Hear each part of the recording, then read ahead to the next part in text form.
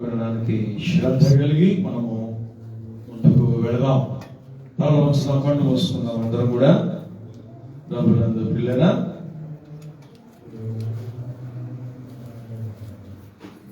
23వ తారీఖు 8వ మాసం 2024 బట్టి ప్రభునామ మహిమపరచుకోవడం గాక. తల వంచుదాం, కళ్ళు మూసుకుందాం. ప్రేమ నమ్మకం కలిగినటువంటి మా ప్రియ పరలోకపు తండ్రి, మీ యొక్క ఘనమైన శ్రేష్టమైన మహోన్నతమైన నామాన్ని బట్టి వందనాలు. గడిచిన 7 మాసాలు కాచి కాపాడి 8వ మాసంలో 23వ తారీఖున ఈ ఆగస్టు మాసంలో 2024వ సంవత్సరమున దయగల మీ మాటలు వినడానికి మమ్మల్ని సంఘముగా సమావేశపరిచిన విధానాన్ని బట్టి వందనాలు. అలాగే దూరదేశాల నుంచి, మా స్వప్రాంతాల నుంచి, స్వదేశం నుండి స్వజనులు, మా ప్రియులు, స్నేహితులు, బంధుమిత్రులు ఎందరైతే నీ వాక్యాన్ని వీక్షిస్తున్నారో, బలపరచబడుచున్నారో, వాక్యంలో ఏదో ఒక మాట వారిని బలపరచుచున్న విధానాన్ని బట్టి, వారిని ఆదరించుచున్న విధానాన్ని బట్టి, ఓదార్చుచున్న విధానాన్ని బట్టి, వారిని ఆలోచింపచేయుచున్న విధానాన్ని బట్టి, వారిని సముఖమునకు రప్పించడానికి ప్రోత్సహించుచున్న విధానాన్ని బట్టి స్తోత్రాలు చెల్లిస్తున్నాను. స్థానికంగా వాక్యం వింటున్నటువంటి సంఘమును బట్టి, దూర తీర ప్రాంతాల నుంచి వీక్షిస్తున్న బిడ్డలను బట్టి లెక్కలేని వందనాలు చెల్లిస్తూ, ఎవరి కొరవలతో, కొరతలతో, ఇరుకులతో, ఇక్కట్లతో ఉంటారో దయతో జ్ఞాపకం చేసుకోమని, సర్వ శరీరుడు ప్రార్థన ఆలకించేవాడా, సర్వ శరీరులు మీ యొక్క సన్నిధికి వచ్చి ఉంటుండగా కీర్తన 65:2 ప్రకారము ప్రతి ఒక్కరి ప్రార్థనను మీరు విని సహాయం చేయమని యేసునాథ నామాన్ని అడిగి మిక్కిలి వినయంగా ప్రార్థిస్తున్నాము తండ్రి, ఆమేన్. ప్రభునందు ప్రియులారా, ఈ యొక్క 23వ తారీఖు 8వ మాసం క్రితంలో 13వ వారంలో మనం దేవుని మాట్లాడుతున్నాం. మొదటి లేఖన భాగం జకర్యా గ్రంథం 7వ అధ్యాయంలో 4 నుంచి 10 వరకు మనము ధ్యానించాము, అంటే చదువుకున్నాం. అందులో రాజైనటువంటి దర్యావేషు గారి ఏలుబడి యందు 4వ సంవత్సరాన కిస్లేపను 9వ నెల 4వ దినాన బేతేలు వారును, షెరెజరును, రెగెమ్మెలెకును తమ వారిని పంపించి, ఇన్ని సంవత్సరాలు మేము దుఃఖపడుతున్నట్లు 5 నెలల్లో కూడా ఉపవాసం నుండి దుఃఖపడమా, యెహోవాను శాంతిపరచుటకై మందిరం వద్ద ఉన్న యాజకులను, ప్రవక్తలకు వారు మనవి చేయగా, సైన్యములకు అధిపతి యెహోవా వాక్కు ప్రభునందు ప్రియులారా ప్రత్యక్షమై వారితో ఇలా మాట్లాడుతూ ఉన్నది. దేశపు జనులందరికీ ఇంకా యాజకులను ఈ మాటను తెలియచేయవలెను. ఈ జరిగినటువంటి 70 సంవత్సరములు ఏటేటా 5వ నెలను 7వ నెలను మీరు ఉపవాసం ఉండి దుఃఖము సలుపుచు వచ్చుచున్నప్పుడు నా యందు భక్తి కలిగియే ఉపవాసం ఉన్నారా? ఈ 70 సంవత్సరాలు లేదా అందుకు పైబడి కూడా సంవత్సరంలో 7వ నెలలోనూ 5వ నెలలో మీరు ఏం చేస్తున్నారంటే ఉపవాసాన్ని పాటిస్తుంటున్నారు. అయితే ఇదంతా కూడా ఏమని చెప్పాడు అక్కడ చూసి చెప్పండి. నా యందు భక్తి కలిగే ఉపవాసము ఉన్నారా అని ప్రభువులు వారు అడుగుతున్నారు. అయ్యగారు మీరు ఒక్క చేయి ముందుకు వచ్చేయండి, మీ అంకాలు 2-3 కనపట్లేదండి.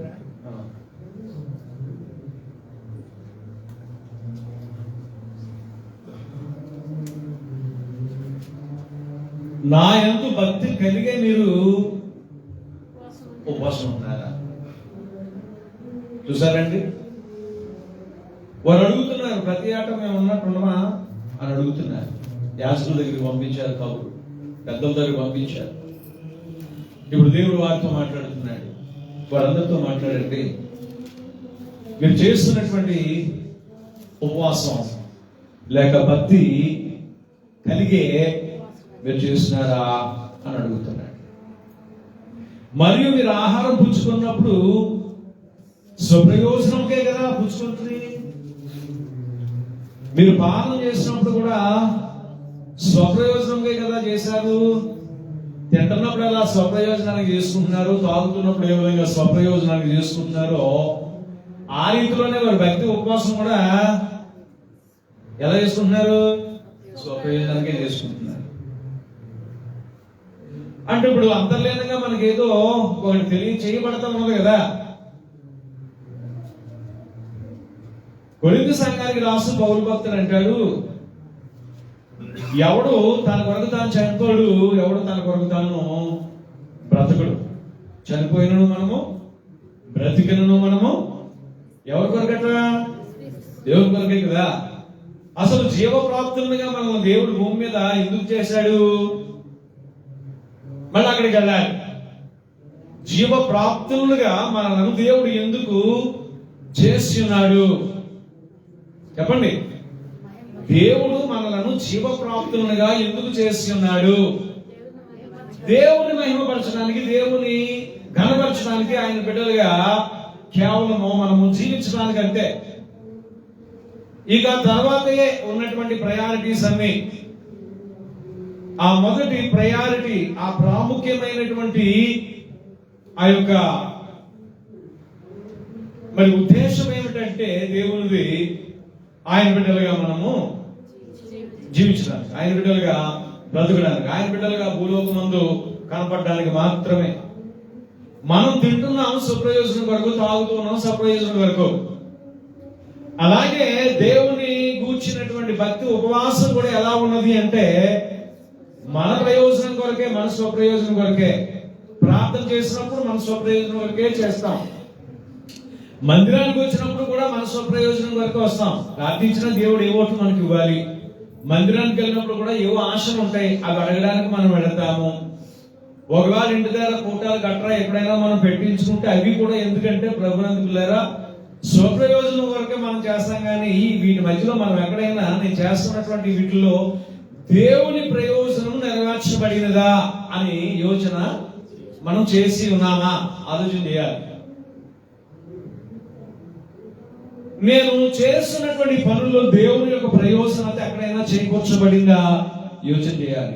మీరు స్వప్రయోజనంగా కదా ఏం చేసుకుంటున్నారు అంటున్నాడు. యెరూషలేములోను దాని చుట్టూను పట్టణంలోను దక్షిణ దేశంలోను మైదానంలోను జనులు విస్తరించి క్షేమంగా ఉన్న కాలాన్ని నా పూర్వీకుల ప్రవక్తల ద్వారా యెహోవా ప్రకటన చేసిన ఆజ్ఞలను మీరు మనస్సునకు తెచ్చుకోవట్లేదు కదా. మీ పూర్వీకుల నుంచి కూడా నేను మీతో వారితో మాట్లాడుతున్నాను, కానీ ఆ ఆజ్ఞలను మీరు జ్ఞాపకం తెచ్చుకొని అదుపులో మీరు బ్రతకడం ఎప్పుడైనా చేసి ఉన్నారా అని దేవుడు అడుగుతా ఉన్నాడు. వాక్యం వింటున్నట్టు మనం దేవుని సన్నిధిలో ఉన్నాము. ఈ మాటల్లో మనలను కూడా మనము అదేంటండి పరకాయ ప్రవేశం చేసుకొని ప్రశ్నించుకున్నాం. మరియు యెహోవా వాక్కు జకర్యా గారికి ప్రత్యక్షమై సెలవిచ్చింది ఏమనగా, సైన్యములకు అధిపతి యెహోవా ఇలా ఆజ్ఞించుచున్నాడు, సత్యం అనుసరించి తీర్పు తీర్చండి. ఎవడుగుతున్నాడు? సత్యం అనుసరించి తీర్పు తీర్చండి. మనం పక్కనడికి తీర్పు తీరుతాం. మన తీర్పు ఎలాగ ఉంటుంది? పక్కవాడిని అడిగి తీర్పు తీరుతాం. పిలాతు కూడా మెట్టుకు తన భార్యని అడిగే తీర్పు తీర్చాడు. పిలాతు ఏం చేశాడు? తీర్పు తీర్చడం తన భార్యని అడిగాడు. ఆ నీతిమంతుని జోలికి వెళ్ళొద్దు, నేను రాత్రి నా కళ్ళకు వచ్చాడు, దేవుడు చూపించాడు, అతను సత్యవంతుడు నీతిమంతుడని, పాపం లేనివాడిగా నాకు ఎవరో దేవుడు చూపించాడంటే ఆ మాట విన్నాడు, భయపడ్డాడు. ఏం చేయాలా అని అడిగితే ఏదో చేయి కానీ కొంత కొట్టేసి వదిలే కానీ నువ్వేం చేయొద్దు చెప్పండి. ఏదో తగు మాత్రంలో శిక్షించి దెబ్బలు కొట్టేసి వదిలే కానీ మరణానికి అప్పగించొద్దని చెప్పాడు. అలాగే తాను మాక్సిమం ఏం చేశాడు?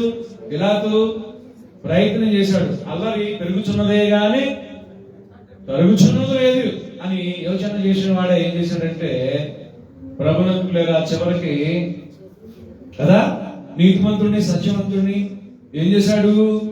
మరణానికి అప్పగించాడు. ఇక్కడ చెప్తున్నాడు దేవుని యొక్క వాక్యం ఏం చెప్తుందంటే, సత్యమును అనుసరించి తీర్పు తీర్చుడి, ఒకరి యందు ఒకరు కరుణామా ఒకరి యందొకరు కరుణా వాత్సల్యములు కనపరుచుకోండి. ఏం కనపరుచుకోమంటున్నాడు? కరుణా వాత్సల్యము. దేవుడు కరుణా వాత్సల్యములు కలిగిన వాడని పరిశుద్ధ గ్రంథంలో అనేక సార్లు రాశాడు. ఇర్మీయా భక్తుడు చెప్తాడు విలాప వాక్యాల్లో, అనుదినము ఎడతెగక మన ఎడల దేవునికి ఏం కలుగుతుందట? నూతనమైన వాత్సల్యము కలుగుచున్నది. దేవునికి మన ఎడల ఏం కలుగుతుంది? అనుదినము మన ఎడల నూతనముగా వాత్సల్యము కలుగుచున్నది. దేవునికి ఒక్కడికే కలుగుతుంది అనుదినము నూతన వాత్సల్యము మన ఎడల.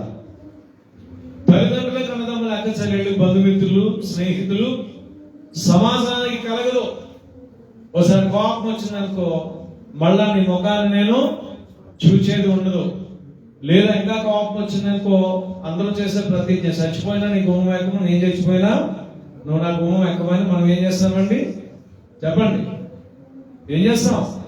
వాగ్దానాలు మనం చేస్తాం. 3 నెలలే మంచి ఏదైనా వండి పట్టించి పంపించిందనుకో అక్క కానీ చెల్లి కానీ, ఏమైపోయింది?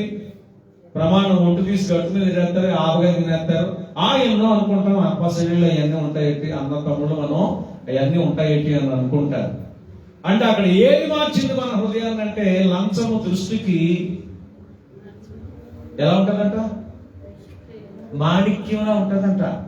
సామెతల్లో దేవుని వాక్యము రాయబడి ఉంది. మీరు ఎన్నో తిట్టండి, నన్ను పక్కకు పిలిచి ఎలా పెట్టారనుకో కొంత ఏమైపోతుంది? మనసు మెత్తపడిపోతాం. ఎన్నెన్నో అనుకుంటాం, అవన్నీ జరుగుతాయి ఏంటి అంటాను నేను. మీరు అంతే,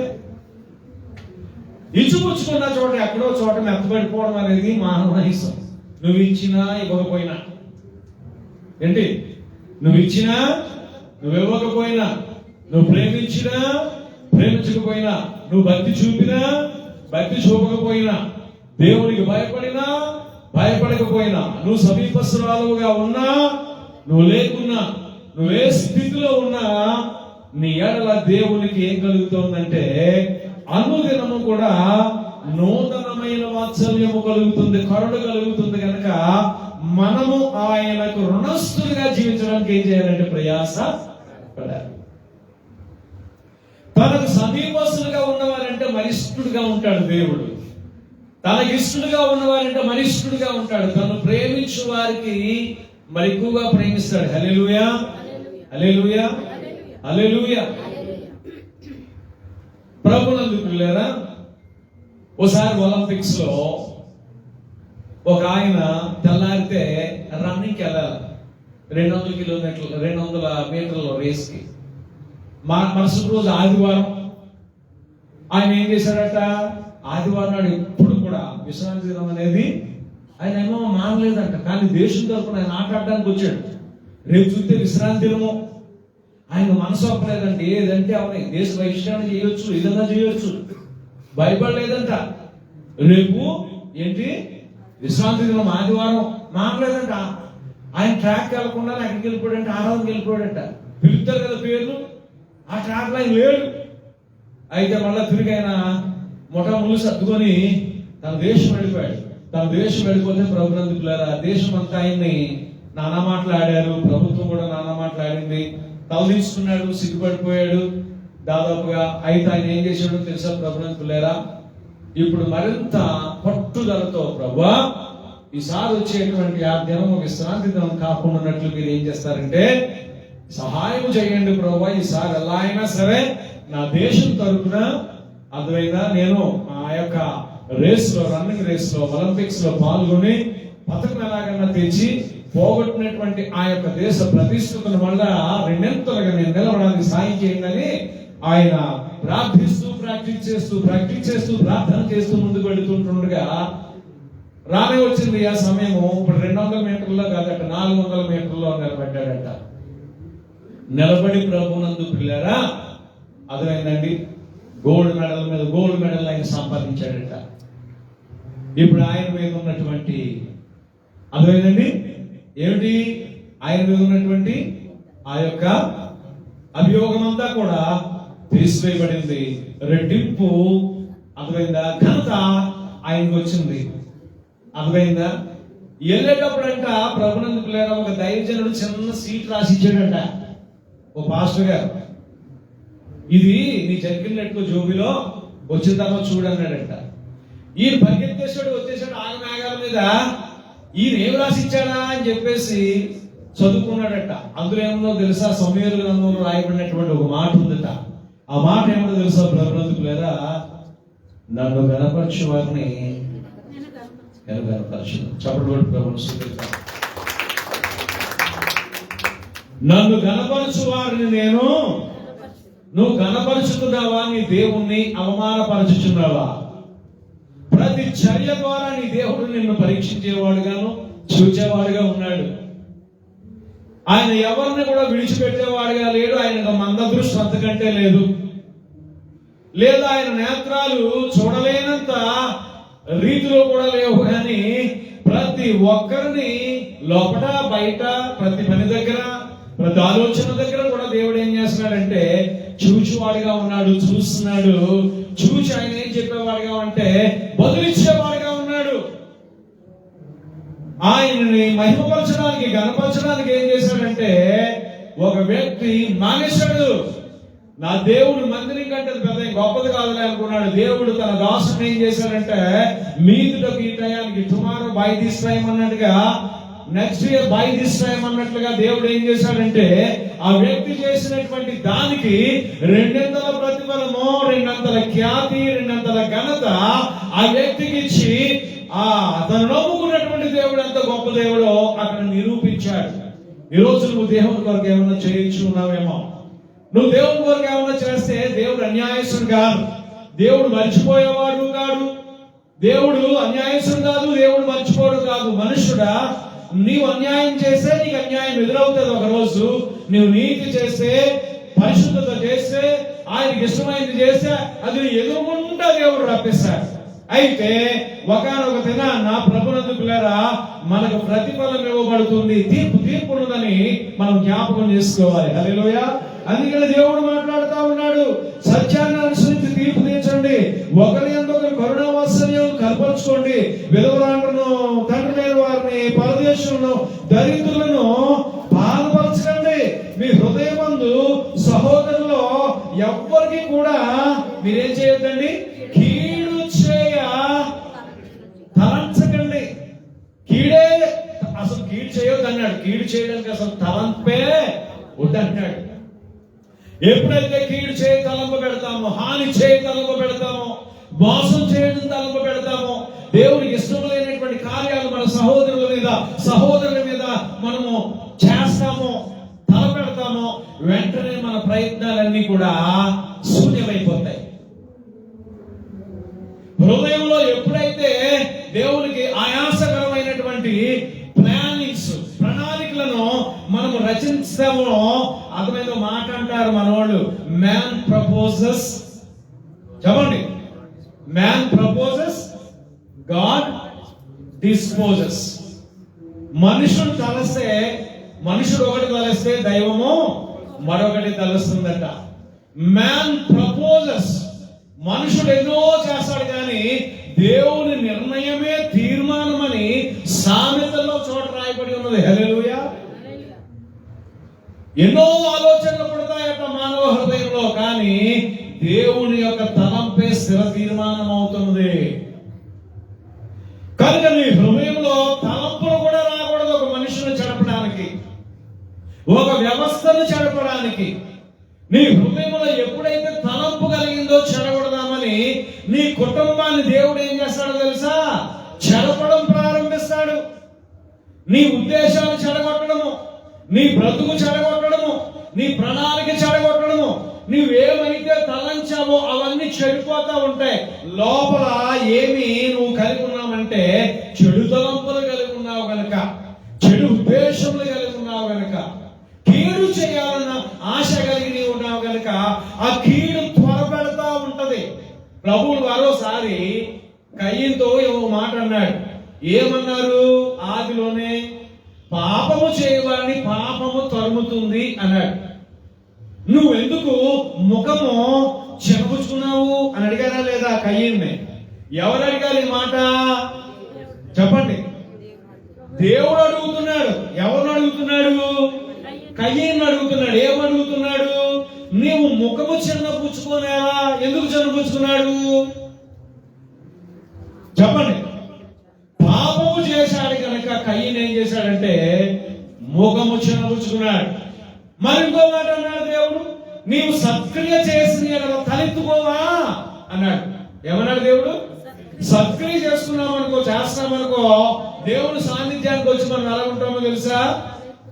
33 ఇంచుల అంచు, 33 ఇంచుల ఈ గుండె 66 ఇంచుల కింద ఎత్తుకొని వస్తాం మనం దేవుని సన్నిధిలో. Because we did righteous things. అదైనా బక్కగా ఉన్నవాడైనా సరే ఎలా పెట్టుకొని వస్తాడు. అర్థమైందండి? సత్క్రియ లేదనుకో 66 ఇంచులు కూడా 33 ఇంచులా వచ్చుకొని ఎలా వస్తాం మనం దేవుని సన్నిధి. దేవుడే చెప్పాడు ఆదిలోనే, ప్రారంభంలోనే, ఫ్రమ్ ద బిగినింగ్ డేస్ లోనే దేవుడు చెప్పాడు. ఎందుకయ్యా ముఖం చిన్నపుచ్చుకున్నావు? అయ్యా కయీను ఎందుకయ్యా ముఖం చిన్నపుచ్చుకున్నావు అంటే ప్రభు చెప్తున్నాడు. కయీను చెప్తున్నాడు ముఖం చిన్నపుచ్చుకున్నాడు. ఎందుకన్నా ప్రభు అడుగుతున్నారు, పాపం చేసావు కనుక నీ వాకిట నిన్ను ఏరడానికి పాపము పొంచి ఉన్నది. సత్క్రియ చేసి ఉంటే, మంచి క్రియ చేసి ఉంటే నువ్వు ఎలా ఉండేవాడు అంటే నా ఎదుట తల ఎత్తుకొని ఉండేవాడివి. అయితే నువ్వు సత్క్రియ చేయని కారణాన్ని బట్టి దుష్క్రియ చేసావు కనుక నువ్వు మెడెత్తలేకపోతున్నావు, తల ఎత్తలేకపోతున్నావు, తలదించుకోనున్నావు. దేవుని పిల్లలు ఎప్పుడు తలదించుకోకూడదండి.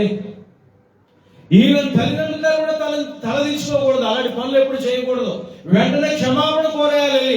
కొన్ని కయ్యం తప్పు చేశాడు, నేను తప్పు చేశాను ప్రభువా అని చెప్పలేదు. ఆదాము తప్పు చేశాడు, పోనీ ప్రభువా నేను తప్పు చేశానని లేదు. అవ్వ తప్పు చేసింది, పోనీ ప్రభువా నేను తప్పు చేశానని ఆ సమాజము చెప్పలేదు. ఆదిమ సమాజము, ఆదిమ సంఘం, ఆదిమ కుటుంబము వారు తప్పు చేసినప్పుడు దేవునికి వ్యతిరేకంగా దాక్కునేవాళ్ళు, దేవునికి దూరంగా వెళుతూ ఉండేవాళ్ళు. ఏదో వ్యాఖ్యాన్ని వాదాన్ని తయారు చేసుకుని అవి వచ్చి దేవుని ఎదురు చెప్పేవారు. కానీ please lord forgive me, please father forgive me అని అడిగిన సందర్భాలు ఆ అధ్యాయంలో మనం చూడలేం. మమ్మల్ని క్షమించండి, తప్పు అయింది, పొరపాటు అయింది, మన్నించండి అని వారు అడిగిన సందర్భాన్ని మనం అక్కడ చూడలేము. ఎందుకంటే సృజించిన వాడు ఆయనే గనక, తీర్పు తీర్చేవాడు ఆయనే గనక మనం ఏం చేయాలంటే పొరపాటు జరిగిన వెంటనే కన్నీటితో మనం వెళ్ళి మోకరించి ఏం చేయాలంటే తప్పును క్షమించమనాలి.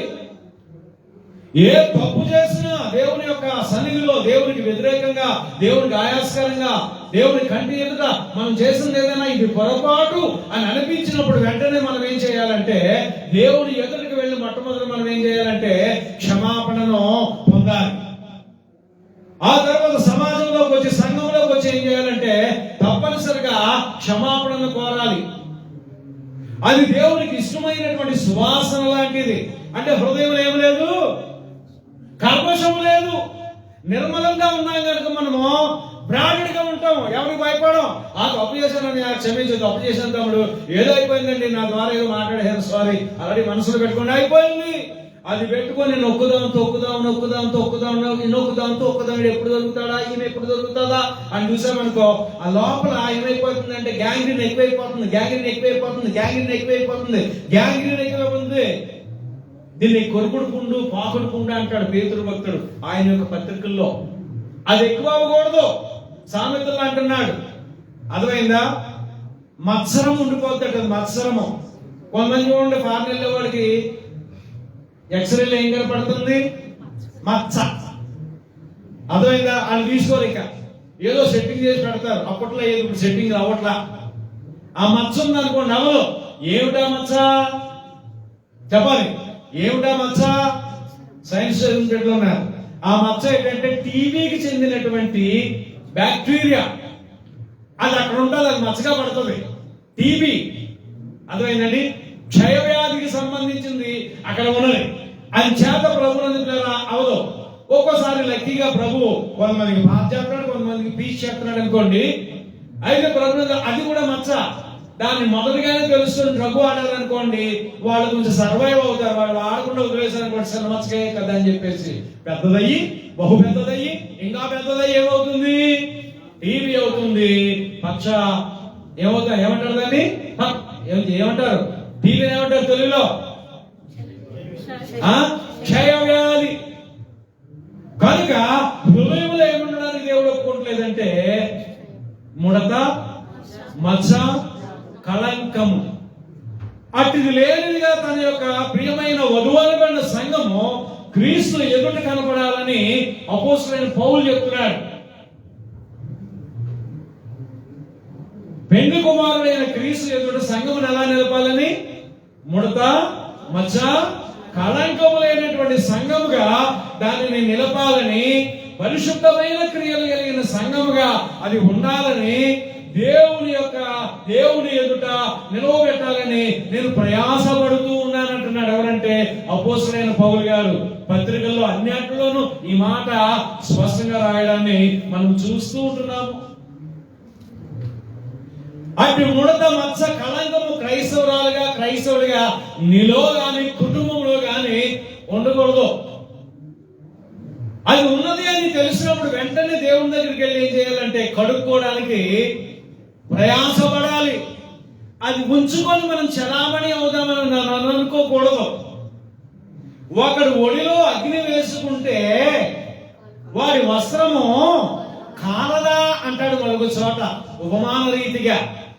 ఆ వడిలో వేసినటువంటి అగ్ని పాపం కావచ్చు, శాపం కావచ్చు, దుష్క్రియలు కావచ్చు, వ్యభిచారం కావచ్చు, మరి ఏదైనా కావచ్చు. అది ఒడిలో ఉన్నప్పుడట తన వస్త్రము కాలకమానున అంటాడు. ఆ వస్త్రము ఈ వస్త్రం కాదు కానీ దేవుడు ఇచ్చినటువంటి రక్షణ వస్త్రము, మహిమ వస్త్రము, స్తుతి వస్త్రము, నీతి వస్త్రము, మన మీద అలంకారంగా దేవుడు ఇచ్చినటువంటి వస్త్రము.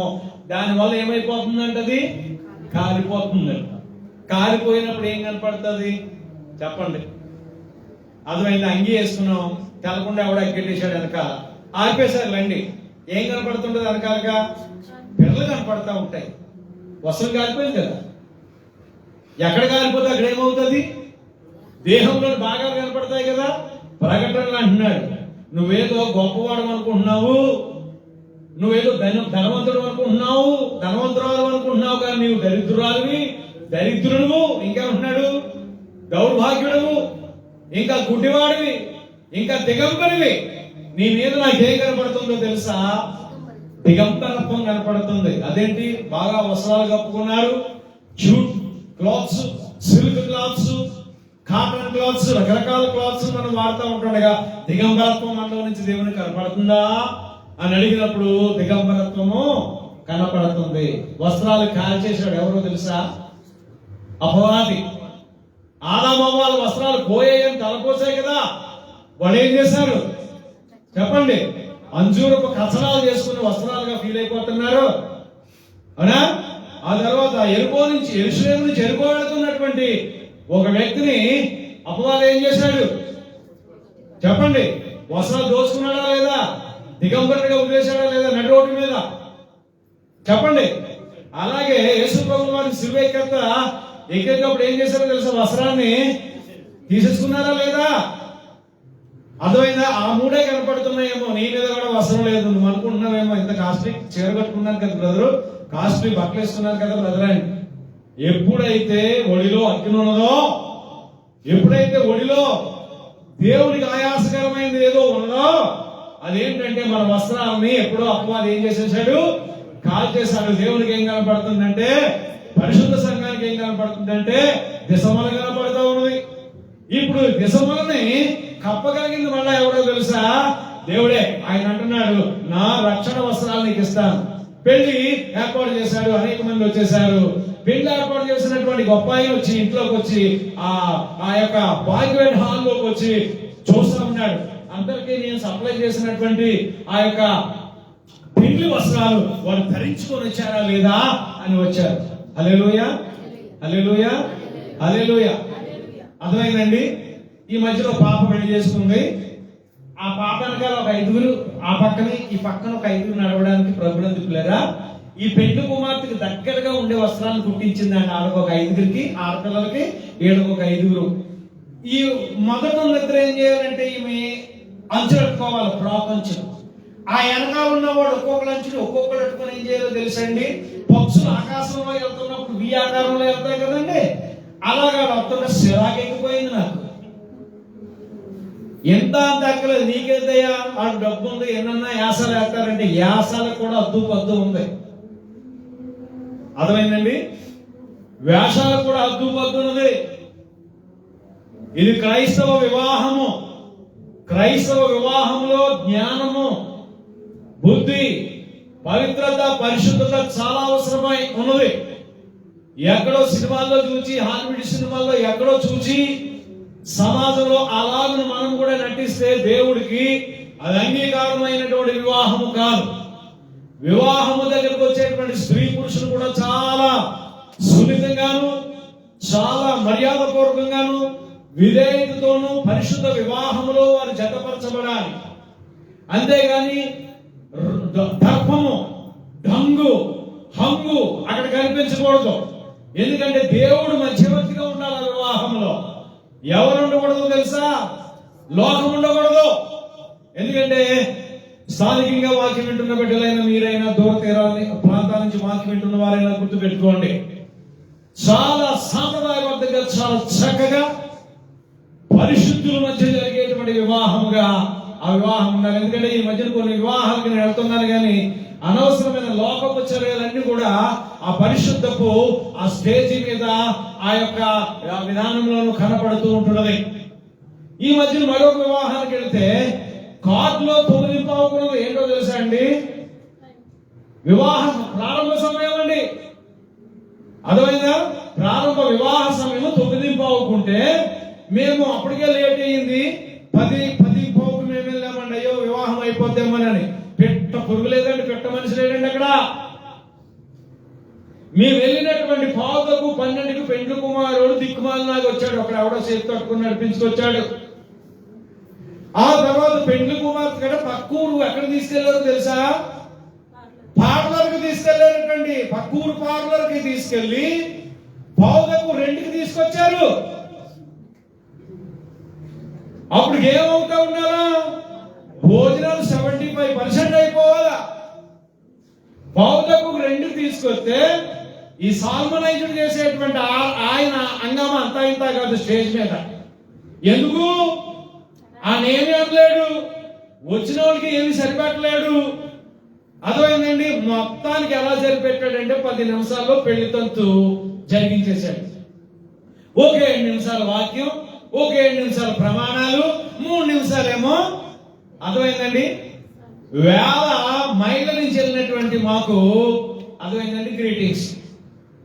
అప్పటికే మాకు కడుపులో ఎలకలు పరిగెట్టేస్తున్నాయి.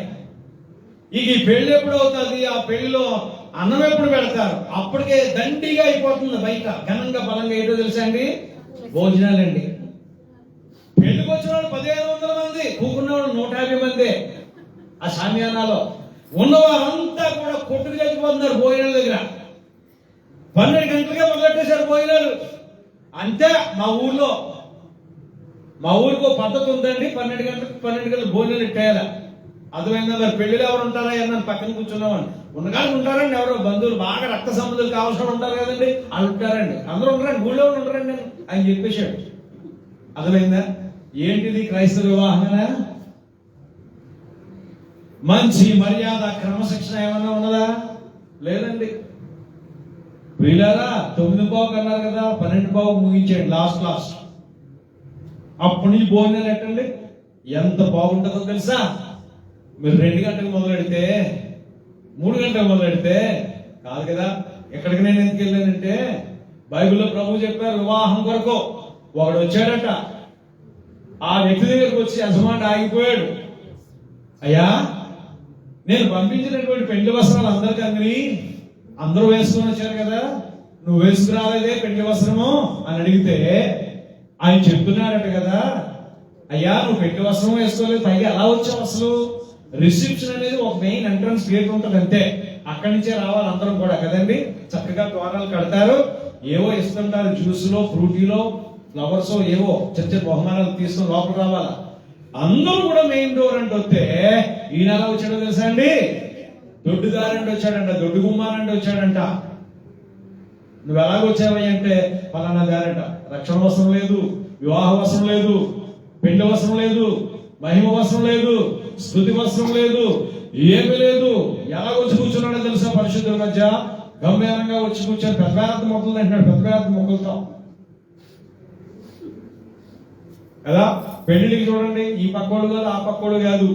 ఈ పెళ్లి కుమార్తెడు చెవరి వరకు అంటే పెళ్లి కొడుకు తాలూకోండి అని అంటారు. అది పెళ్లి కొడుకు వచ్చాడనుకో పెళ్లి కుమార్తె తాలూకా. ఆ ఇద్దరు వచ్చారనుకో ఆకలిసి దారిని పోతా వస్తాం సార్ ఇలాగా అంటా ఉంటుంటారు. ఏ వర్గానికి చెందినవాడు కాదు ఇతను. అందుకని అన్నాడు వీడిని కట్టేసి బయట తీసుకెళ్ళి ఏం చేయాలా? కట్టేసి వెలపటి ఉన్నటువంటి అగ్నిగుండంలో వీడిని ఏం చేయాలి తెలుసా? తోసేయండి. అక్కడ ఏడుపును పండ్లు కొరుకును ఉంటుంది. ఎవరికి రక్షణ వస్త్రం లేకుండా ఉంటారో, ఎవరు దేవుడిచ్చేటువంటి అలంకార వస్త్రములు, స్తుతి వస్త్రములు, మహిమ వస్త్రములు, పరిశుద్ధ వస్త్రములు లేకుండా బతికేస్తూ ఉంటారో అట్టి వారిని దేవుడు అంటున్నాడు వీరిని బంధించేసి ఎక్కడ వేయాలో తెలుసా? వెలుపల ఉన్నటువంటి అగ్నిగుండంలో నరకంలో త్రోసివేయండి. అక్కడ ఏడుపును పండ్లు కొరుకును ఉండను. అగ్ని ఆరదు, పురుగు చావదు, తీర్పున్నది. చూడండి ఒకసారి ప్రభునందు పిల్లారా, చూడండి ఒకసారి 1 కొరింథీ 11:31. 1 కొరింథీ 11:31. అయితే మనలో మనమే విమర్శించుకుని ఎడల తీర్పు పొందక బోధము చాలమ్మ. లేదా 32 కూడా చదివితే మనం తీర్పు పొందిన ఎడల లోకముతో పాటు మనకు శిక్షార్థి కలగకుండానట్లు ప్రభువు చేత శిక్షింపబడుచున్నాం. మొదటగా మనం చూసాం జకర్యా గ్రంథంలో మీ భక్తి ఎలా ఉన్నదో, లేక మీ యొక్క ఉపవాసం ఎలా ఉన్నదో, మీ నీతి ఎలా ఉన్నదో పరీక్షించుకోండి అన్నాడు. రెండవది చెప్తున్నాడు జాగ్రత్త, మీ క్రియలు సరిలేకపోతే, మీ బ్రతుకులు సరిలేకపోతే రెండవదిగా తీర్పు తీర్చే అవకాశం ఉన్నది. దేవుడిచ్చేటువంటి రక్షణను మనం పోగొట్టుకోకూడదు. దేవుడిచ్చే మహిమను మనం పోగొట్టుకోకూడదు. అవి చాలా మృదువైనటువంటివి. చాలా జాగ్రత్తగా మనం దాచుకోవాలా, కాచుకోవాలా, కాపాడుకోవాలి. లోకం భయంకరమైంది. మనం అనుకోవచ్చు నేను జయించగలనని. మనం జయించడానికి అవకాశమో సాలదు. ప్రభునందు పిల్లరా, హల్లెలూయా. అయితే ఎవరు జయించగలుగుతారో తెలుసా? 1 యోహాను 5:4 చూడండి. 1 యోహాను 5:4 చూడండి. జయించడానికి ప్రభునందు పిల్లరా మన బలం చాలు. చదవమా? దేవుని మూలంగా పుట్టిన వారందరూ లోకమును జయించుదురు. లోకమును జయించిన విజయము మన విశ్వాసమా. చూసారండి? దేవుని మూలంగా పుట్టినటువంటి వారు మాత్రమే లోకాన్ని జయించగలుగుతారు. ఎందుకనగా ఆ లోకాన్ని జయించినటువంటి విజయం ఏంటంటే దేవుని పిల్లలమైనటువంటి ప్రత్యేకింపబడినటువంటి మనలో ఉన్నటువంటి విశ్వాసం అంటున్నాడు. కనుక దేవుని పిల్లలమైనటువంటి మనం ఆయనకు సమీపస్తులుగా జీవిస్తూ ఆయన ఆజ్ఞలను కట్టడలను జాగ్రత్తగా పాటిస్తూ నడుస్తూ ఉంటుంటే తీర్పుకు దూరంగా ఉంటాం. ఒకవేళ మనల్ని మనమే విమర్శించుకున్నాం అనుకో తీర్పులోకి రాం. ఎందుకంటే దేవుడు తీర్పు తీర్చేవాడిగా ఉన్నాడు ప్రతి ఒక్కరిని కూడా. ఆ తీర్పు సింహాసనం ఎదుటకు ఎవరు రాకుండా ఉండడమే మంచిది. తీర్పును దాటి నిక్షేపంలోకి వెళ్ళిపోయావా, సభాష్, మంచిదే. తీర్పును కానీ దాటి ఒకవేళ నరకంలోకి వెళ్ళావా, ఇక నేనెవరు కూడా రక్షించలేరు. అందుకని అంటున్నాడు మరి దేవుని మూలంగా పుట్టిన వారందరూ కూడా లోకాన్ని ఏం చేయగలుగుతారంటే జయించగలుగుతారు. హల్లెలూయా, హల్లెలూయా. ఈ మాట చదివి ముగించండి. యోహాను సువార్త 5:24.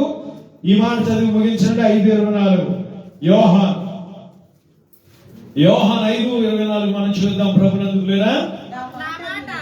నా మాట విని నన్ను పంపిన వాని యందు విశ్వసించువాడు నిత్య జీవము గలవాడు. వాడు తీర్పులోనికి రాక మరణంలో నుండి జీవములోనికి దాటి ఉన్నాడని మీతో నిశ్చయముగా చెప్పుచున్నాను. ఎవరమైతే ప్రభు యొక్క మాట వింటామో సమీపస్థులమవుతాం. రెండవది తీర్పులోకి రాము. మూడవది జయ జీవితం కలిగి ఉంటాం. నాలుగవది ఏంటో తెలుసా? ఏం చెప్పాడు అక్కడ? నిత్య జీవాన్ని మనకు దయచేస్తానని ప్రభు వాగ్దానం సెలవిస్తా ఉంటున్నాడు. జయించు, నేను లోకమును జయించి ఉన్నాను కనుక మీరును జయించగలరు. హల్లెలూయా. ప్రకటన 3:22 అంటాడు, నేను జయించిన ప్రకారం నా యందు విశ్వసించువాడు కూడా లోకమును జయించును అంటాడు. కనుక ప్రభునందు పిల్లలు ఆఖరి మాట ఏం చెప్తున్నాడంటే, నా మాట విని నన్ను పంపిన వాని యందు విశ్వాసం ఉంచు వాడు నిత్య జీవం గలవాడు. ఎవరు చెప్తున్నారు ఈ మాట? ఎవరు చెప్తున్నారు? ప్రభునందు పిల్లరా చెప్పాలి. ప్రభు అయినటువంటి యేసుక్రీస్తు, నా మాట విని నన్ను పంపిన వాని యందు విశ్వాసం ఉంచువాడు మాత్రమే నిత్య జీవం గలవాడు కదా. ఒక వ్యక్తి వచ్చి నిత్య జీవానికి నేను వారసుడు అవ్వాలి, ఏం చేయాలన్నాడు? ప్రభు చెప్పాడు. వినాడండి? వినలేదండి, వెళ్ళిపోయాడు కదా. కానీ ఇక్కడ అంటున్నాడు, ఏమంటున్నాడు? నా మాట విని నన్ను పంపువాని యందు విశ్వాసం ఉంచే వాడు ఏమవుతాడు? నిత్య జీవం గలవాడు అవుతాడు. వాడు ఎక్కడికి రాడు? తీర్పులోకి రాక మరణంలో నుండి జీవంలోనికి దాటి ఉన్నాడని మీతో నిశ్చయంగా చెబుతున్నాను.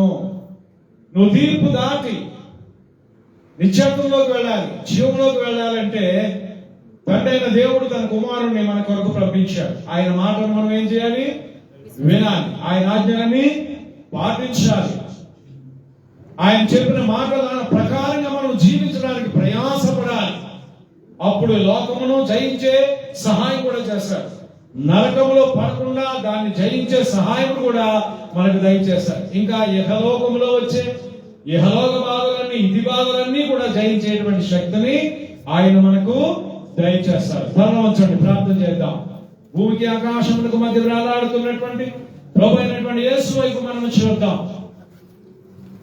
ఆయన పిలుస్తుంటున్నాడు. ఇదే రక్షణ దినం, ఇదే అనుకూల సమయం. నేడనేటువంటి సమయం ఉంటుండగానే కుమారుడా కుమార్తె ఆయన వైపు చూడు. ఆయన ఆహ్వానిస్తున్నాడు, రమ్మనుచున్నాడు. ప్రభు నిన్ను రమ్మనుచున్నాడు. వాంఛతో తన కర్మను చాపుతున్నాడు, తన హస్తాలు చాపుతున్నాడు, తన చేతులు చాపుతున్నాడు, పిలుస్తున్నాడు. 11:28 మత్తయి సెలవిస్తా ఉన్నది దేవుని లేఖనము. ప్రయాసపడి భారము మోసుకొనుచున్న సమస్తమైన జనులారా, ప్రజలారా, నా యొద్దకు రండి, నేను మీకు విశ్రాంతిని కలుగా చేతును. ఆయన మాత్రమే నెమ్మది, సమాధానము, విశ్రాంతి కలుగు చేసేవాడు. ఆయన మాత్రమే నీ జీవితంలో సంతోషము, సమాధానము దయచేసేవాడు. ఆయన మాత్రమే స్వస్థపరిచేవాడు. ఆయన మాత్రమే లేవనెత్తేవాడు. ఆయన మాత్రమే నీ యొక్క తప్పిదములన్నీ కూడా రక్తము వలె ఎర్రగా ఉంటే తెల్లని గొర్రెబచ్చగా చేసేవాడు. ఆయన ఒక్కడే నీ దుష్క్రియలన్నీ కెంపు వలె ఎర్రగా ఉంటే హిమము వలె తెల్లగా మార్చేటువంటి వాడు. హిస్సోపుతో నీ పాపాలు, నా పాపములు కలిగేటువంటి వాడు. సహోదరి, కడుగుకో ఆయన యొక్క రక్తం చేత. సహోదరుడు, కడుగుకో. రేపు కడుగుతాను, రేపు బాప్తిస్మం తీసుకుంటాను, రేపు ప్రభు బల్లలోకి వస్తాను, ఇంకా సమయం ఉంది, ఇంకా సమయం ఉంది, ఇంకా సమయం ఉందా నన్ను అనుకోకు. ఇదిగో నిన్నగాక మొన్న ఒక దైవజనుడు చక్కగా పాటలు పాడేవాడు. ఆయన లోకమంతా తిరుగుతూ ఉన్నాడు, దేశాలు తిరుగుతూ ఉన్నాడు, ఆంధ్రాలు, అన్ని రాష్ట్రాలు, తెలంగాణ, ఆంధ్రాలు, అన్ని జిల్లాలు తిరుగుతూ ఉన్నాడు. ఇంకా ఎవరు ప్రాయంలోనే ఉన్నాడు, ఇంకా వృద్ధాప్యంలోనికి వెళ్ళలేదు. అయితే ప్రభునందు ప్రియరా, ఆయన యొక్క లివర్ కు వ్యాధి వచ్చింది, పచ్చకామెర్లు అనే వ్యాధి. దాని కొరకు హాస్పిటలైజ్డ్ అయ్యారు. ఎంతో సేవ చేశారు. భార్య, తల్లి, బిడ్డలు అందరూ కూడా దేవుని కొరకు ఉద్దేశంగా, ఉల్లాసంగా, ఉజ్జీవంగా ఎన్నో పాటలు పాడుతుంటుండేవాడు. ఆయన మీటింగ్లకు వెళితే, సభలకు వెళితే పాటలు పాడితే ఎంతగానో ప్రజలు ఆకర్షింపబడేవారు, సంతోషించేవారు. దేవుని కొరకు జీవిస్తూ ఉన్నాడు తన 18వ ఏట నుంచే చక్కగా. అయితే దేవునిలో ఉన్నటువంటి వాడు కూడా సడన్ గా పిలుపు అందుకొని దేవుని యొద్దకు వెళ్ళిపోయాడు. అయితే తన కుమార్తె సాక్ష్యం చెప్పింది. హాస్పిటల్ నుంచి వచ్చేసిన తర్వాత దేవుని కొరకు గొప్ప కార్యాలు చేయాలని చెప్పారట తండ్రి గారు. అయితే ప్రభునందు పిల్లరా, దేవుడు పిలిచాడు, వెళ్ళిపోయాడు. స్వరము మూగపోయింది, వాక్య పరిచర్య మూగపోయింది. ప్రభునందు ప్రియులారా, దేవుని యందు భయభక్తులు గల వారిని రండి అంటే వెళ్ళిపోతున్నారు. నువ్వింకా రేపు ఎల్లుండా అని వాయిదా వేస్తున్నావు. ఒకవేళ ప్రభు మనల్ని పిలిస్తే, నా కుమారుడు వచ్చే, నా కుమార్తె వచ్చే అంటే నువ్వు సరిదిద్దుకోవడానికి అవకాశం ఏమున్నది? నీ పాపాలు విడిచిపెట్టడానికి అవకాశం ఏమున్నది? దేవుని కొరకు గొప్ప కార్యాలు చేయడానికి అవకాశం ఏమున్నది? దేవుడికి ఇచ్చేవి, దేవుడి నుంచి పుచ్చుకునేవి తీసుకోవడానికి అవకాశం ఏమున్నది? అయిపోయింది అక్కడితో. నీ పేరు సమాప్తం అయిపోయినది. ఎందుకు నీ పేరు జీవ గ్రంథంలో రాయబడుతుందో లేదో కూడా తెలియదు. భూలోకంలో ఉండగానే జీవ గ్రంథంలో పేరు రాయడానికి నువ్వు సిద్ధపడు, త్వరపడు. చూడు, రక్షకుడు పిలుస్తున్నాడు, ఆ చేతులకు అప్పగింపబడు. నిత్య రక్షణకు కారకుడు అవు. ఆయన ఒక్కడే. మరి ఏ నామమున రక్షణ లేదు. భూలోకంలో ఇవ్వబడిన వారికి, ఆకాశం మీద ఉన్న వారికి, ఆకాశం మీద ఉన్న వారికి, భూమిపై ఉన్న వారికి ఒక్క నామము తప్ప 4-12 అపోస్తల కార్యాలు. యేసు నామము. ప్రేమ కలిగిన తండ్రి, వాక్యం ఉన్న ప్రతి బిడ్డని దూర ప్రాంతాల నుంచి ఇదిగో స్థానికంగా వాక్యం ఉన్న బిడ్డల్ని ప్రతి ఒక్కరిని దీవించమని మా ప్రభు రక్షకుడైన యేసు నామమున అడుగుతున్నాను. వ్యాధి బాధల్లో ఉన్న వారిని స్వస్థపరచండి. ఎలాంటి సమస్యల్లో అధికంగా ఉన్నారో వారిని లేవనెత్తమని కోరుతున్నాను. ప్రతి విషయంలో సహాయం కోరుతున్న వారిని జ్ఞాపకం చేసుకోండి. ముఖ్యంగా రక్షణ లేని వారికి, బాప్తిస్మం లేని వారిని జ్ఞాపకం చేసుకొని మీరు అక్కడ ఆలస్యం అవుతున్నది ప్రభా. అందరినీ కూడా ఎత్తబడి సంఘములకు సిద్ధం చేయమని మా ప్రభు రక్షకుడైన యేసు నామమున అడిగి మిగిలినగా ప్రార్థిస్తున్నాము తండ్రి. ఆమేన్. మన పరమ తండ్రి దేవునికి ప్రేమ, కుమారుడైన యేసుక్రీస్తు కృపయు, పరిశుద్ధాత్మ అన్యోన్య సహవాసం, సమాధానం ఆయన రాకడ పర్యంతం మనందరి పైన సదాకాలం తోడుగా ఉండుగాక. Amen, amen, amen. Praise Lord. May God bless you all.